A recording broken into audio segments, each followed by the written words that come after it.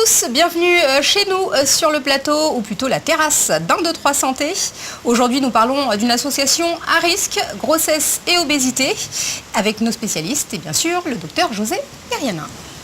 En effet, l'existence d'une obésité même modérée augmente les risques pendant la grossesse, complique l'accouchement et augmente les risques chez le bébé. En Guadeloupe, près d'une femme sur deux est en surpoids. Nous sommes donc face à un problème de santé publique de plus en plus lourd. Et je vous propose d'écouter tout de suite la question du jour. Bonjour, quand une femme veut avoir un enfant et qu'elle est en surpoids, y a-t-il des risques pour elle et son enfant? Et nous recevons le docteur Ali Gassani, gynécologue obstétricien au CHU de Pointe-à-Pitre. Bonjour docteur. Bonjour. Bonjour. Est-ce que vous avez des chiffres sur la prévalence de l'obésité outre-mer ?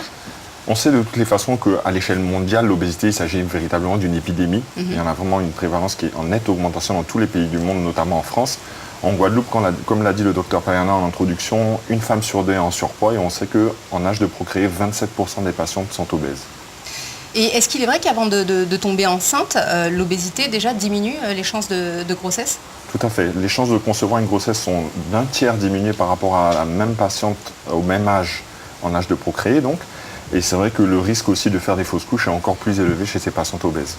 D'accord. Alors chez la femme enceinte obèse, il y a des complications, notamment au niveau de l'examen obstétrical. Il est plus compliqué à effectuer ? Oui, il est plus compliqué, on pourrait dire qu'il est moins pertinent, ça veut dire que l'examen est moins fiable, notamment par le surpoids, par le panicule adipeux qui est assez important. Donc la couche de graisse. C'est ça, la couche de graisse qui est assez importante. C'est vrai qu'on a l'habitude, par exemple, durant le suivi de la grossesse, de mesurer ce qu'on appelle la hauteur utérine. C'est ce qui nous permet de voir que l'utérus grossit et que le bébé grossit. Et chez les patientes obèses, cette mesure n'est pas fiable. Donc les complications éventuelles qu'on pourrait avoir aussi pendant la grossesse sont à la fois liées donc, au poids, qui peuvent être liées aussi au diabète. On a plus de diabète, la prévalence du diabète est plus élevée chez les patientes obèses. On a plus de complications comme l'hypertension, des complications comme la prééclampsie, qui sont une maladie aussi du placenta. On a aussi plus de complications à essayer de faire accoucher ces patientes par les voies naturelles ou par césarienne. Même le suivi de la tension artérielle, par exemple, avec la grosseur, la grandeur du brassard, peut poser problème. C'est ça, il faut aussi qu'on arrive à s'adapter, donc au niveau technique, nous, à avoir des brassards adaptés pour qu'on puisse être fiable au moins dans certaines mesures. Pour l'échographie également. C'est ça, l'échographie aussi, c'est très difficile puisqu'on arrive à moins voir, puisque la couche donc, qui va séparer l'utérus à la peau est plus grande, donc les ultrasons sont ralentis et du coup arriver à explorer un fœtus chez une patiente obèse, c'est moins fiable aussi, encore une fois. Donc on peut passer à côté d'une malformation du fœtus par exemple Tout à fait. Tout à fait. Et il est prouvé d'ailleurs qu'on laisse passer un certain nombre de malformations chez le bébé à cause des moins bonnes conditions de visibilité. Et en particulier, on laisse passer des malformations cardiaques, des malformations de la colonne vertébrale ou du diaphragme. Et c'est une véritable perte de chance pour le bébé. Alors vous parliez tout à l'heure de l'hypertension artérielle, c'est un des risques majeurs pour la mère, vous l'avez dit. C'est une complication très redoutée, vous allez comprendre pourquoi. Direction le service grossesse à risque du CHU de Pointe-à-Pitre. L'obésité augmente les risques de complications au cours de la grossesse. Dans le service grossesse à risque du centre hospitalier de Pointe-à-Pitre, l'hypertension artérielle chez la femme enceinte atteinte d'obésité est la complication la plus redoutée. Écoutons cette jeune maman, elle nous raconte. Ma grossesse s'est très mal passée au début. Je l'ai su très tardivement. J'avais 5 mois de grossesse. Je voyais mes règles toujours. Donc, on dit par rapport aux règles, par rapport aux nausées, mais j'ai pas eu tout ça. C'est après que j'ai su que j'étais enceinte que j'ai reçu les nausées. J'ai su que j'étais enceinte dû à quelques jours de retard. Je suis allée voir mon docteur traitant. Je lui ai demandé à faire des analyses et il me l'a fait faire. Et il m'a bien confirmé que j'étais enceinte. Mais il pouvait même me dire de combien de jours, ni de combien de mois. Donc il m'a prescrit à faire une échographie. J'ai cherché des endroits à faire des échographies. Puis je suis allée aux eaux claires. Et par rapport à la sage-femme, elle m'a fait une échographie. Elle m'a dit que j'étais enceinte de 5 mois. Sans le savoir, Elle m'a dit qu'il allait bien, qu'il était en très bonne santé par rapport à ma corpulence. Le reste de ma grossesse, elle s'est passée avec de l'hypertension, des entrées et sorties à l'hôpital, des surveillances à domicile à la maison. Pour l'accouchement, ça s'est très mal passé parce que j'ai rêvé d'accoucher par voie basse, mais j'ai eu une césarienne d'urgence parce que le bébé avait des ralentissements de cœur par rapport à ma corpulence et sa grosseur, donc j'ai dû accoucher par césarienne. Après la césarienne, je suis restée 15 jours au CHU. Il y a ma cicatrice qui s'est ouverte de plus de 10 cm, avec une profondeur de 6 cm. J'ai dû avoir des soins à domicile, à l'hôpital. À la fin de ma grossesse, je pesais 152. Et au début, je pesais 132. Et j'ai perdu 17 kilos par rapport à juste après mon accouchement.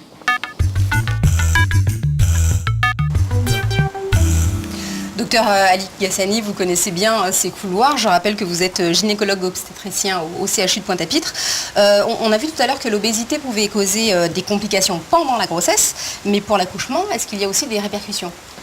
Alors notre objectif à nous, donc qui nous occupons des femmes enceintes ayant ce problème d'obésité, c'est d'arriver à les faire accoucher par les voies naturelles. Le plus simple pour elles et pour nous, c'est qu'elles puissent accoucher naturellement.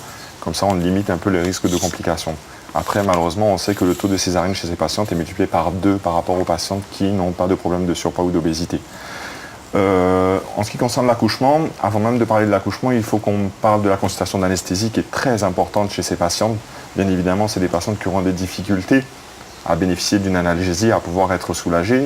L'anesthésie aura des difficultés à poser une péridurale parce que très souvent, aussi au niveau de la colonne vertébrale, on a des padicules adipeux, on a aussi de la graisse donc qui pose des difficultés pour les repères des anesthésistes.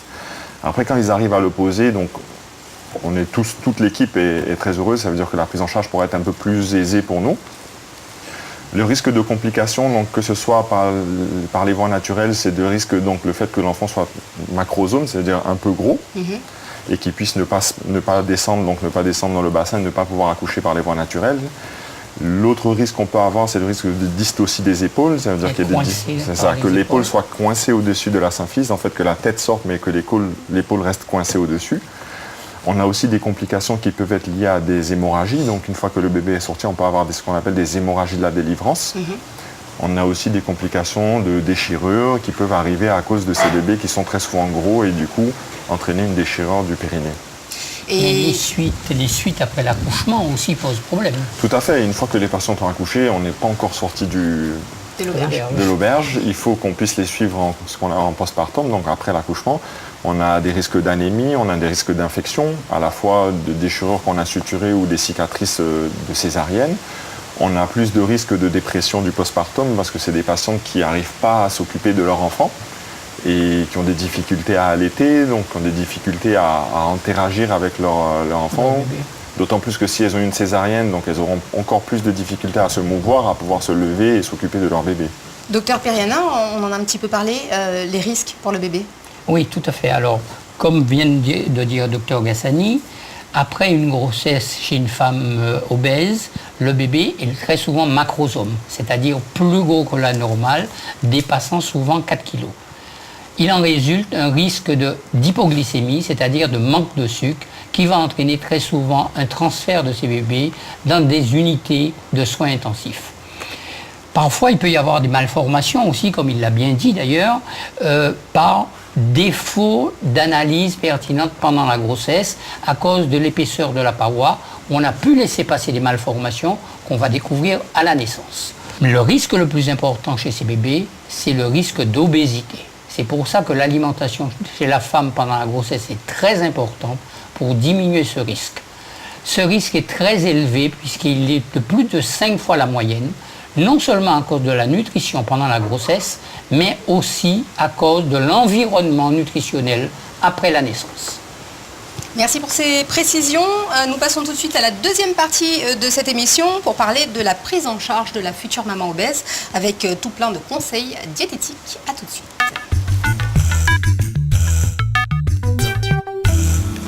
Le docteur Ali Ghassani, gynécologue obstétricien, est toujours avec nous pour parler de la prise en charge. Alors, est-ce qu'il y a un suivi spécial pour ces patientes obèses?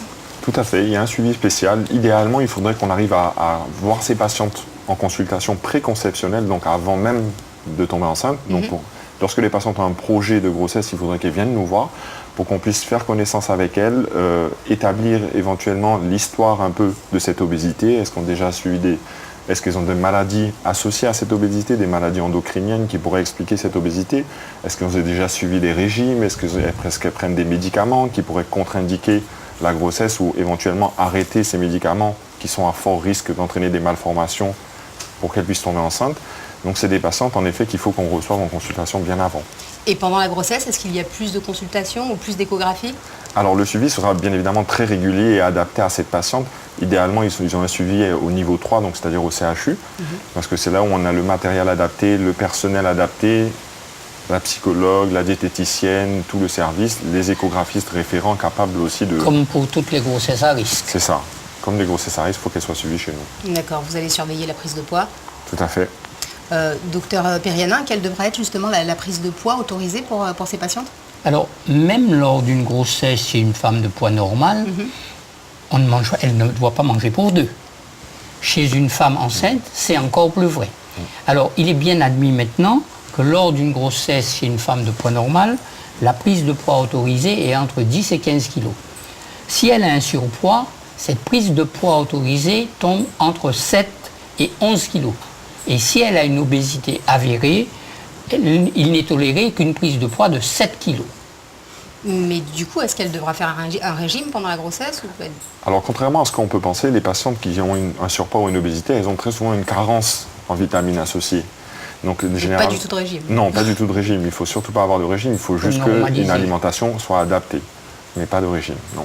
Vous leur conseillez, j'imagine, également une activité sportive? C'est ça. Il faut qu'une activité donc, physique qui soit adaptée à cette patiente. C'est pour ça que la prise en charge doit être un peu pluridisciplinaire, à la fois avec des diététiciennes et des psychologues. Justement, je vous propose de nous diriger vers le centre médico-social de Basse-Terre où le docteur Laurence Barou dirige un service de prise en charge de l'obésité.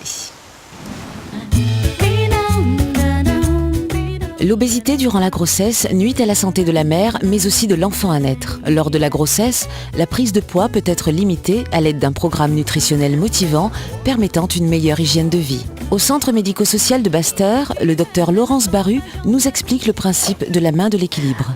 Les conseils qu'on donne au niveau nutritionnel sont centrés sur la lutte contre les régimes. Les patients qui arrivent dans notre service ont souvent des années de régime derrière. Et l'idée, c'est de travailler avec eux sur les troubles du comportement alimentaire qu'ont engendré ces régimes. Donc les conseils nutritionnels qu'on donne à nos patients de manière générale, c'est consommer de tout, tous les groupes d'aliments. Et on a pour ça un outil qu'on appelle la main de l'équilibre, qui leur permet de se rappeler les 8 groupes d'aliments qui existent: les légumes, les féculents, la viande, le poisson, les œufs, les fruits, les laitages, le sucre, le gras, le sel. Et l'idée, c'est de leur apprendre à consommer tous ces groupes d'aliments en respectant leurs sensations alimentaires, la faim, la satiété.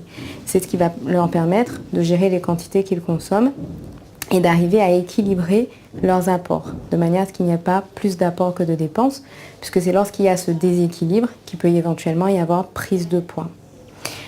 Pendant 60 ans, les professionnels de santé ont conseillé aux patients d'inverser la balance. Quand il y avait trop d'apports par rapport aux dépenses, on conseillait aux patients de diminuer les apports pour qu'il y ait donc moins d'apports que de dépenses et qu'il y ait une perte de poids. C'est le principe des régimes. Aujourd'hui, nous nutritionnistes, on sait que ces principes qu'on a mis en place pendant une 60aine d'années étaient finalement néfastes pour les personnes qui présentent une obésité, et ça entraîne ce que les patients connaissent bien, ce fameux effet yo-yo, qui fait qu'il va y avoir une perte de poids et ensuite une prise de poids supérieure à ce qui a été perdu auparavant. Femmes enceintes, les conseils finalement sont les mêmes parce que de ce qu'on entend chez nos patients, beaucoup de celles qui viennent à notre consultation ont pris du poids à l'occasion des grossesses parce qu'on conseille de manger pour deux, parce qu'il y a encore comme ça des croyances alimentaires qui circulent sur l'alimentation pendant la grossesse. Les principes alimentaires sont les mêmes pour les femmes enceintes. Manger de tous les groupes d'aliments en respectant leur faim et leur satiété. Les besoins vont changer avec la grossesse, c'est normal. Et l'idée, c'est de pouvoir respecter ses sensations alimentaires pour adapter ses apports à ses besoins qui vont changer pendant la grossesse sans forcément manger pour deux. Par contre, à côté de ces conseils-là, nous, on évite tout ce qui est restriction, pas de suppression d'aliments ou de famille d'aliments chez les femmes enceintes. On ne supprime pas le gras, on ne supprime pas le sucre, on ne supprime pas le sel, mais on apprend à consommer ce sucre, ce gras, ce sel, sans restriction, mais sans abus et sans excès non plus. Et puis enfin, il y a une petite particularité qui, je pense, va arriver de plus en plus souvent chez nous en Guadeloupe. Ce sont des grossesses chez des femmes qui ont subi une chirurgie bariatrique. Donc la chirurgie bariatrique, c'est une intervention qui porte sur l'estomac ou sur le tube digestif pour perdre du poids. C'est une opération qui est de plus en plus fréquente dans le monde entier et donc également chez nous aussi en Guadeloupe. Et les grossesses chez les femmes qui ont subi une chirurgie bariatrique, ce sont des grossesses qui vont nécessiter une surveillance particulière, une surveillance par le gynécologue bien sûr, mais aussi par le médecin nutritionniste pour prévenir et prendre en charge tout ce qui va être carence en vitamines, carence nutritionnelle, risque de malformation chez le bébé, etc. etc. Donc pour ces femmes-là, une prise en charge particulière est nécessaire en sus.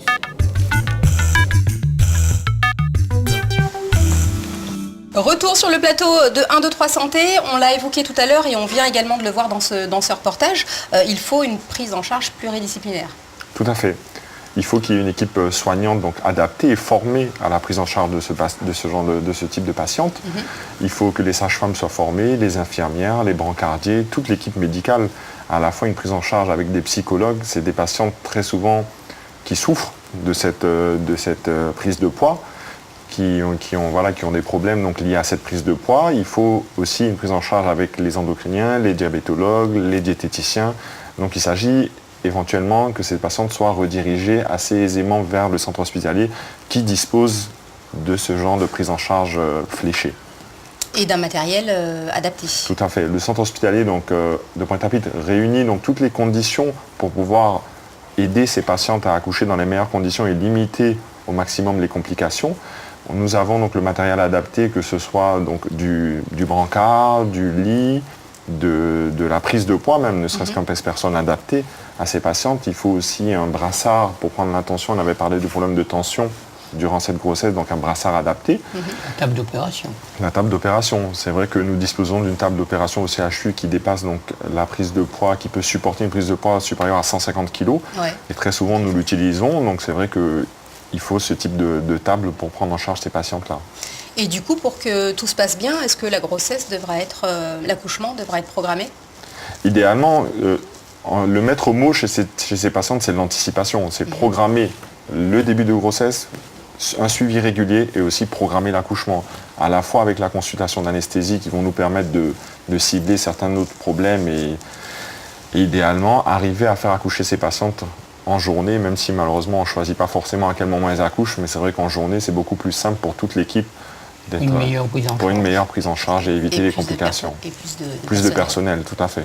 Et justement, ce personnel, vous l'avez évoqué, est bien formé. Les sages-femmes, les infirmières savent comment prendre en charge. Alors, on a au centre hospitalier donc l'habitude de prendre en charge ce genre de patientes. On a même des patientes qui nous viennent de la région, de Saint-Martin, qui sont transférées pour le problème de poids. Et les sages-femmes, en dehors du problème technique de pouvoir examiner correctement ces patientes et faire un monitoring de ces patientes, elles sont formées, elles ont l'habitude de prendre en charge ces patientes-là. D'accord, merci, docteur Gassani. Docteur Periadin, je vous laisse le mot de la fin pour conclure sur cette émission. Bon, je crois que ça a été dit tout au long de l'émission, que obésité et grossesse, ce sont des grossesses à risque. Le suivi est problématique. L'accouchement est à risque. L'enfant aussi est à risque, avec nécessité d'un suivi ultérieur, parce qu'il y a un risque d'obésité ultérieure chez ces enfants. Et très tôt, l'alimentation doit être particulièrement suivie. Voilà. Merci à vous. C'est la fin d'Un, 2, 3 Santé. On se retrouve la semaine prochaine. Retrouvez tout de suite Yemouna pour la synthèse en créole de l'émission.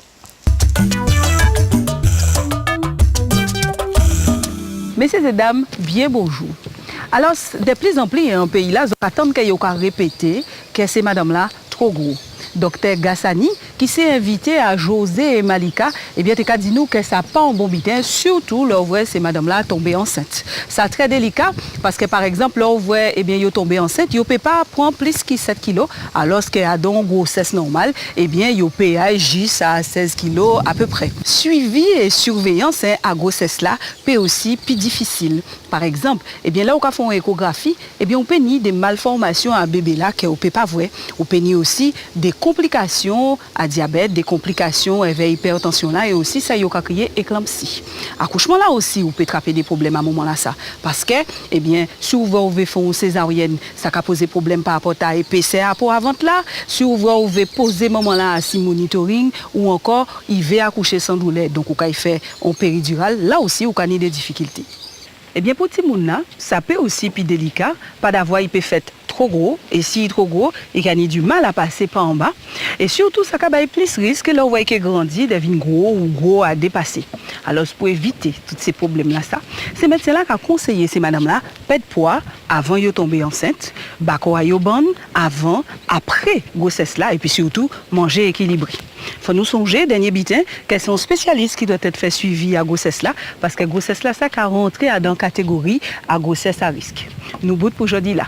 Et toujours songer la famille, question celle qu'on nous nie. Alors, soit nous prendre précaution, puis rester docteur. À dans notre soleil.